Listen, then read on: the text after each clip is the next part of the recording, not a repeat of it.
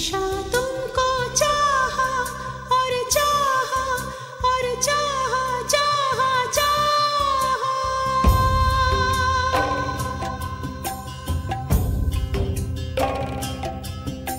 हमेशा तुमको चाहा और चाहा कुछ भी नहीं।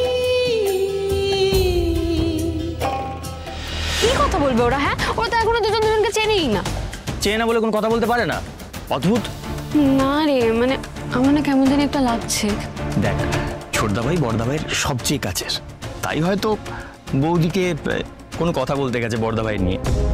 আচ্ছা, তুই এখানে কি করছিস? হ্যাঁ, মানে এই বড়দের কথার মাঝে তোর পাকামো করার কি আছে? চল।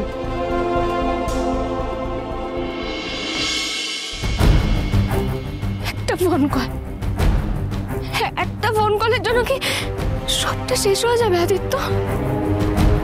পরমা, আমার তোমার সাথে খুব একটা বেশি দিনের আলাপ নয়, আর আমার তোমার নাম্বারটাও মুখস্থ ছিল। আদিত্য, আমি এসব করে শুনতে চাইছি না। কি হয়েছে না হয়েছে আমি কিচ্ছু শুনতে চাইছি না। আমার যা সর্বনাশ হওয়ার সেটা তো হয়েই গেল।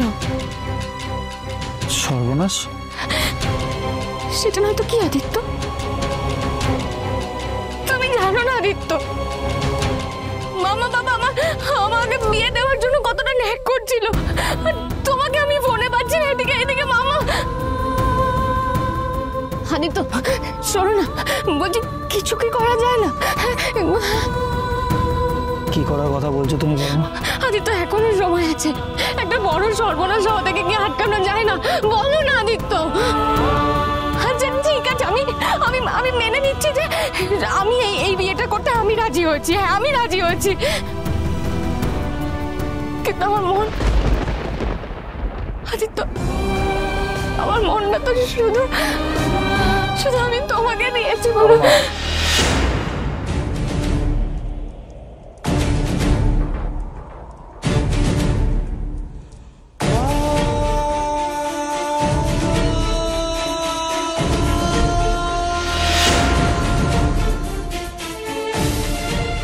অনেক দেরি হয়ে গেছে।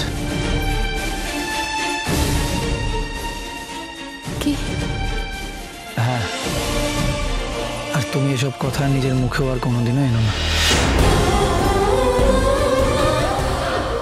আদিত্য তুমি আমাকে, আমার দাদাভাই তোমাকে ভালোবাসে পরমা, আর আমি আমার দাদাভাইকে আঘাত দিতে পারবো না।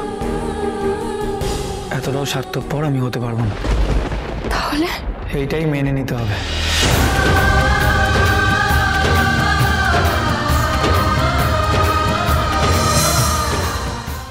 অনুরাগের ছোঁয়া, অনুরাগের ছোঁয়া।